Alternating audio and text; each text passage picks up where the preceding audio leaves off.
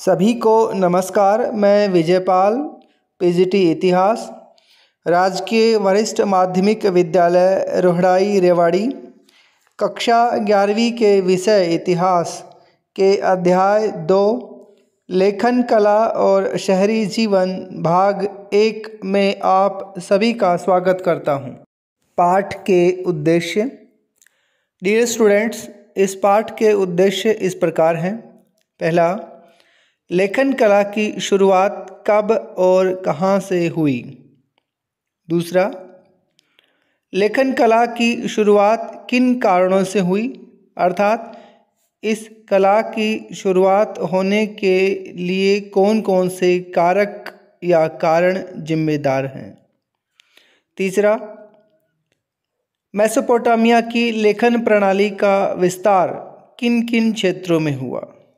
चौथा, शहरी जीवन और लेखन के बीच के संबंधों की खोज करने का प्रयत्न हम इस अध्याय में करेंगे। और पांचवा हमारा उद्देश्य रहेगा लेखन की परंपरा से क्या क्या प्रतिफल अर्थात परिणाम प्राप्त हुए। पाठ के मुख्य बिंदु। डियर स्टूडेंट्स, पाठ के इस भाग 1 के मुख्य बिंदु इस प्रकार रहे। पहला, शहरी जीवन की शुरुआत। दूसरा, मेसोपोटामिया में पुरातात्विक खोजें। तीसरा, मेसोपोटामिया और उसका भूगोल। चौथा, शहरीकरण का महत्व। और पांचवा, शहरों में माल की आवाजाही। शहरी जीवन की शुरुआत। डियर स्टूडेंट्स, यह हमारे पाठ के इस भाग का पहला बिंदु है जिसमें हम शहरी जीवन की शुरुआत के बारे में अध्ययन करेंगे। डियर स्टूडेंट्स, शहरी जीवन की शुरुआत मेसोपोटामिया में हुई थी। मेसोपोटामिया नाम यूनानी भाषा के 2 शब्दों से मिलकर बना है। मेसोस अर्थात मध्य और पोटेमोस अर्थात नदी। इस प्रकार मेसोपोटामिया मेसोस और पोटेमस 2 शब्दों से मिलकर बना है, जिसका अर्थ होता है 2 नदियों की बीच की भूमि। और ये 2 नदियां हैं दजला और फरात।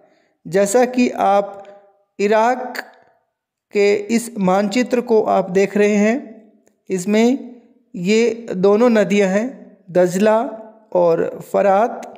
इन दोनों नदियों के क्षेत्र को ही मेसोपोटामिया कहा जाता है।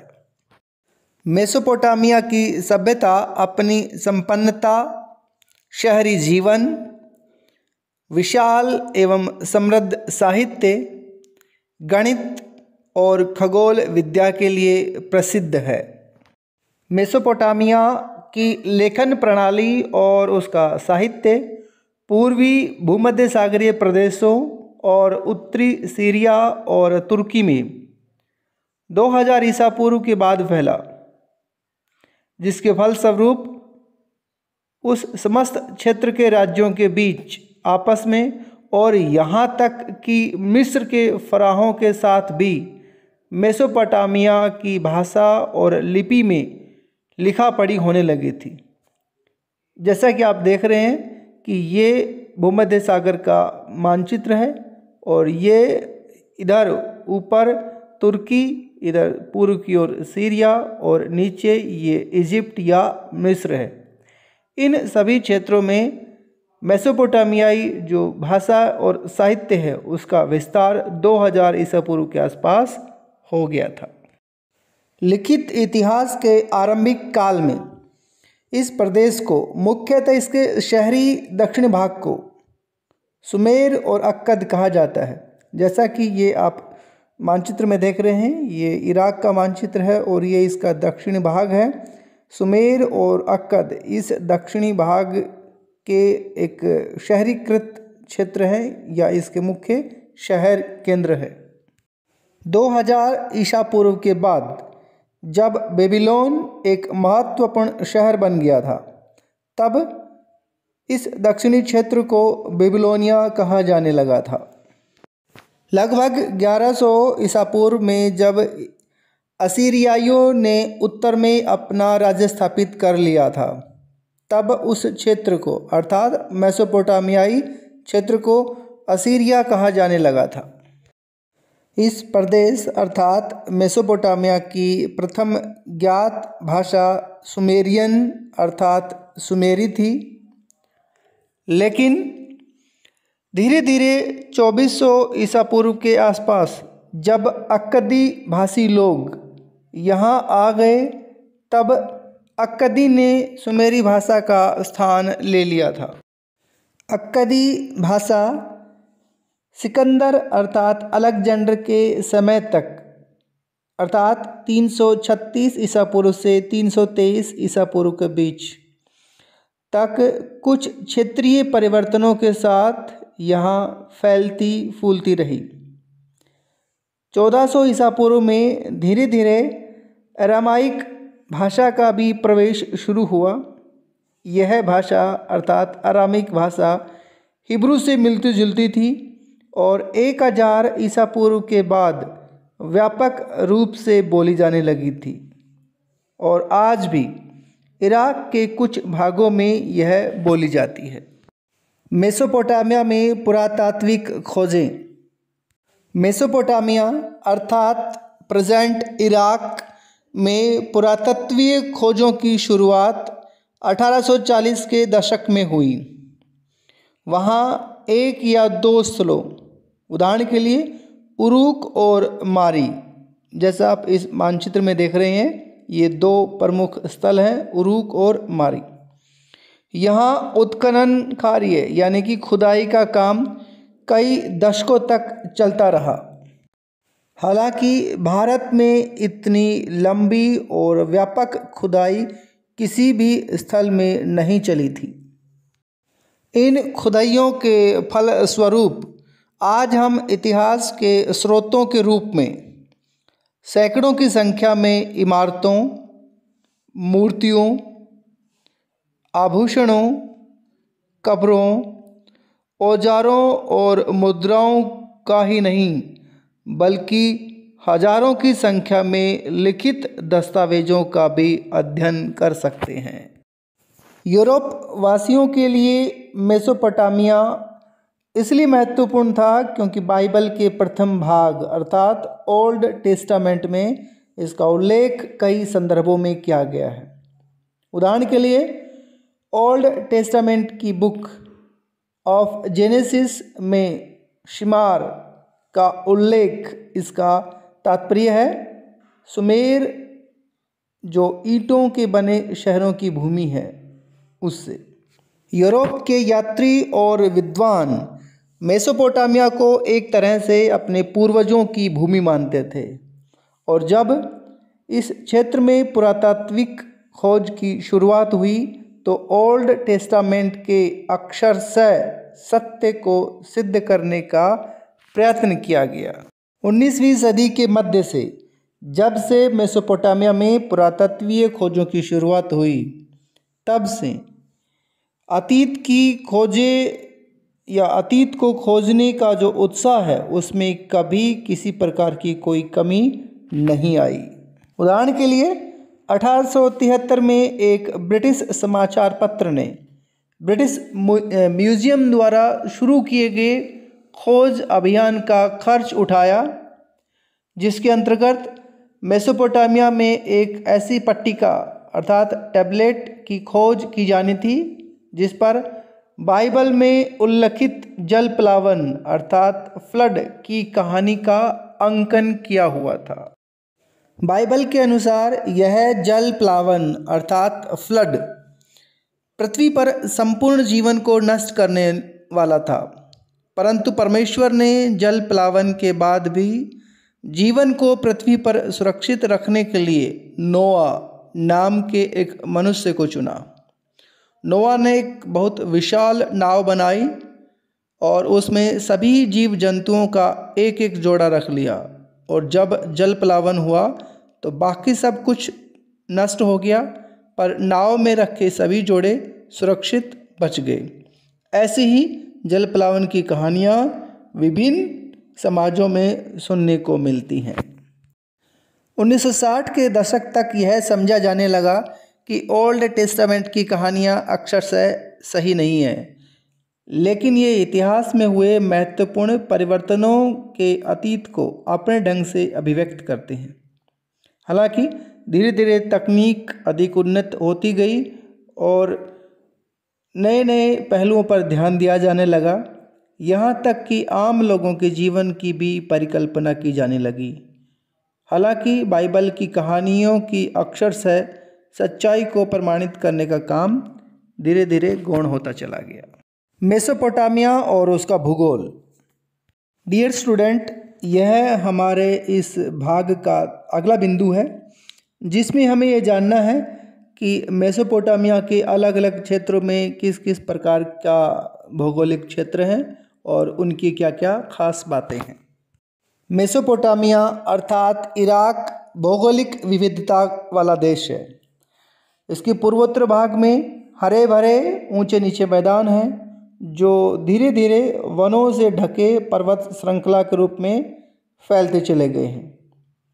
साथ ही यहाँ पर स्वच्छ झरने और जंगली फूल हैं।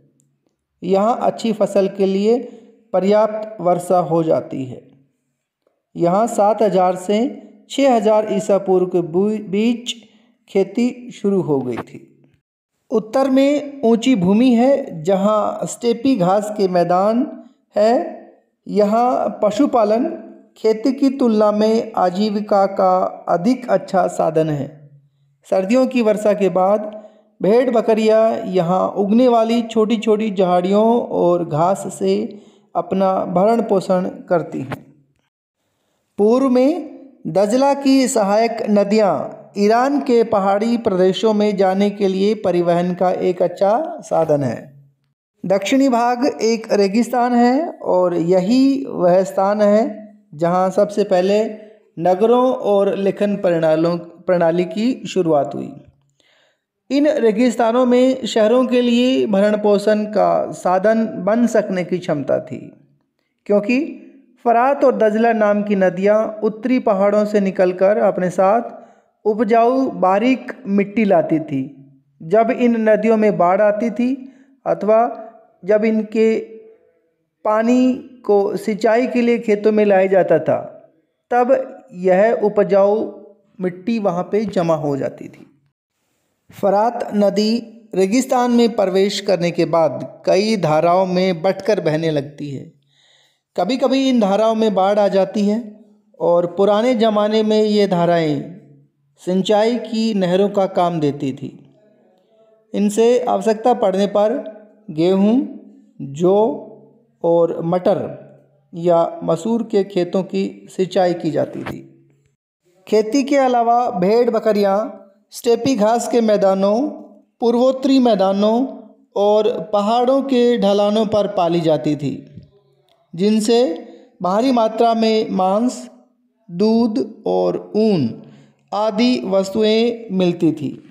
इसके अलावा नदियों में मछलियों की कोई कमी नहीं थी और गर्मियों में खजूर के पेड़ खूब फल देते थे। शहरीकरण का महत्व।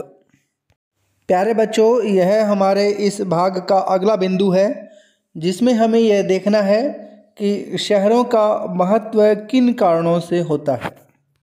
शहर और नगर बड़ी संख्या में लोगों के रहने के स्थल होते हैं। जब किसी अर्थव्यवस्था में खाद्य उत्पादन के अतिरिक्त अन्य आर्थिक गतिविधियां विकसित होने लगती है, तब किसी एक स्थान पर जनसंख्या का घनत्व बढ़ जाता है।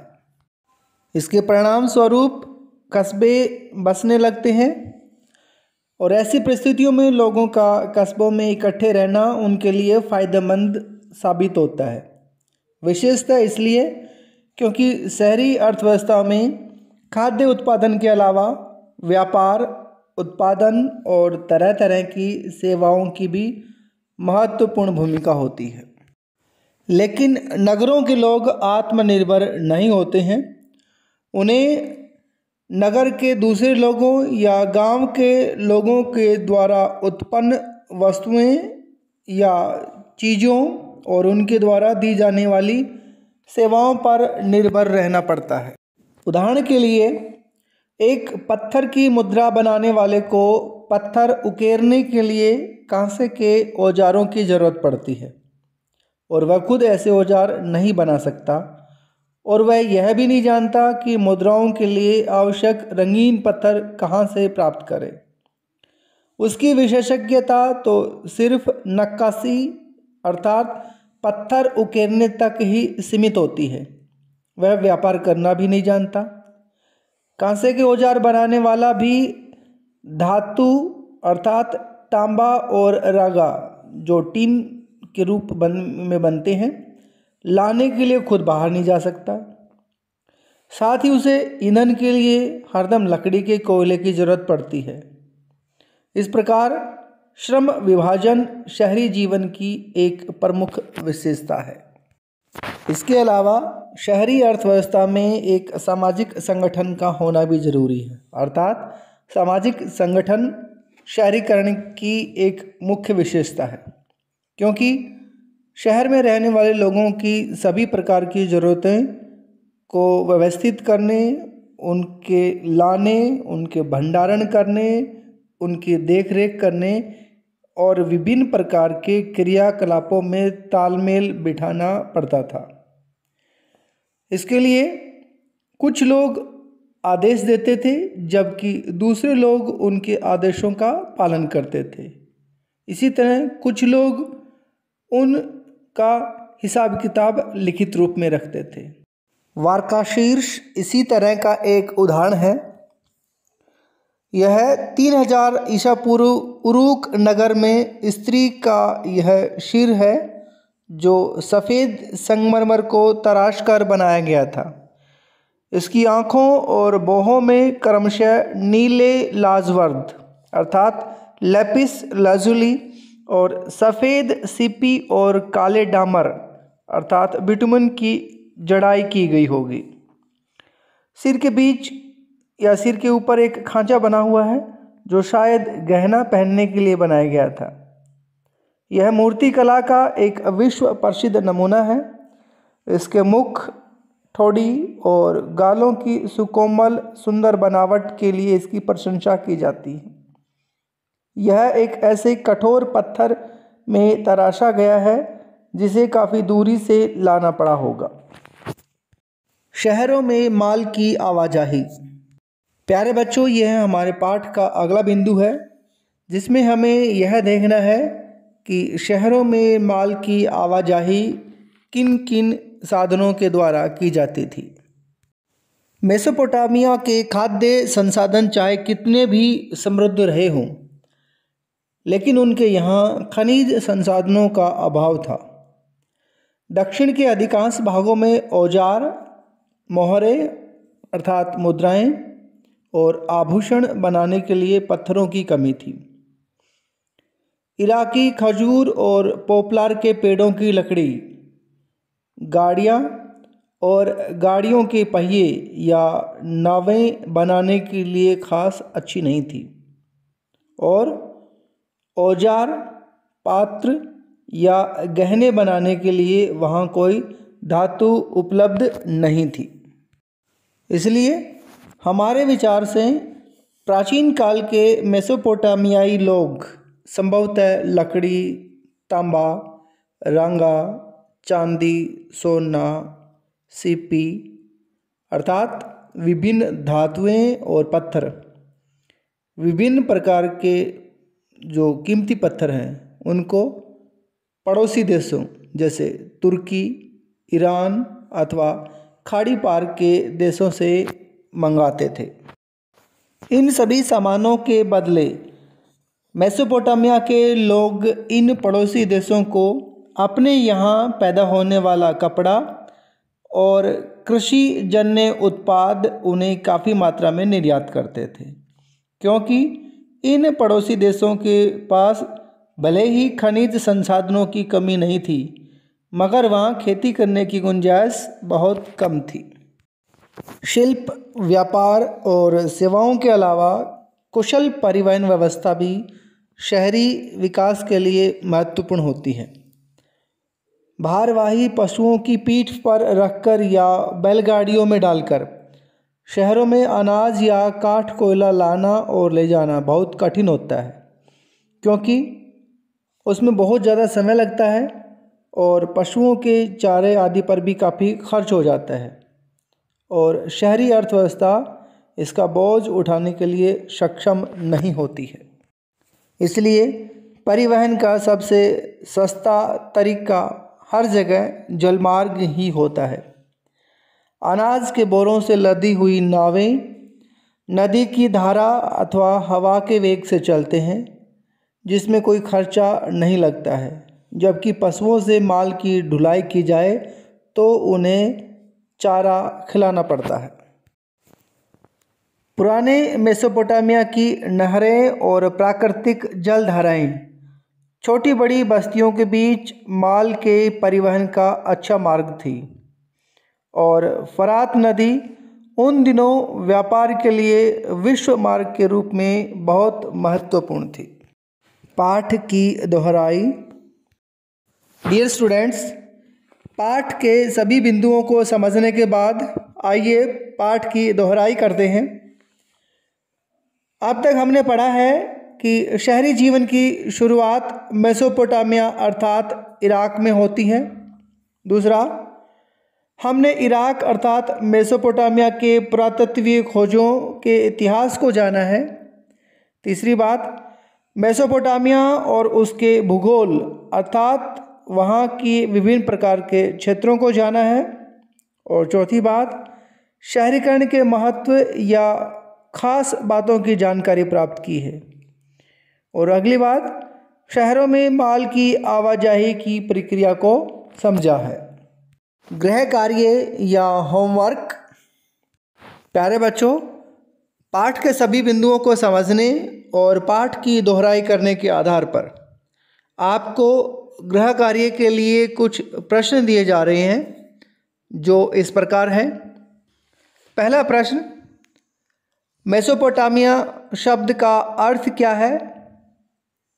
किन दो नदियों से यह नाम बना है? दूसरा प्रश्न, आपके विचार से भारत में किसी भी पुरातात्विक स्थल की उत्खनन परियोजना मेसोपोटामिया जितनी लंबी क्यों नहीं चली? तीसरा प्रश्न, हर क्षेत्र पर उसके भूगोल का प्रभाव पड़ता है, मेसोपोटामिया का उदाहरण देकर समझाइए। चौथा प्रश्न, शहरों में रहना लोगों के लिए फ़ायदेमंद और संकट में दोनों तरह का होता है, कैसे? और पांचवा प्रश्न, यातायात का सबसे सस्ता साधन जल मार्ग ही होता है, क्यों? डियर स्टूडेंट्स, पाठ के सभी बिंदुओं को समझने और पाठ की दोहराई करने के साथ आपको गृह कार्य के लिए कुछ प्रश्न दिए गए हैं। उम्मीद की जाती है कि आप इन प्रश्नों को आसानी से हल कर पाएंगे। फिर भी किसी प्रकार की कोई दिक्कत है, कोई समस्या है, तो इस वीडियो को दोबारा से ध्यान से देखिए, सुनिए और समझ करके इन प्रश्नों का उत्तर लिखने का प्रयास करें। आप सभी का बहुत बहुत धन्यवाद।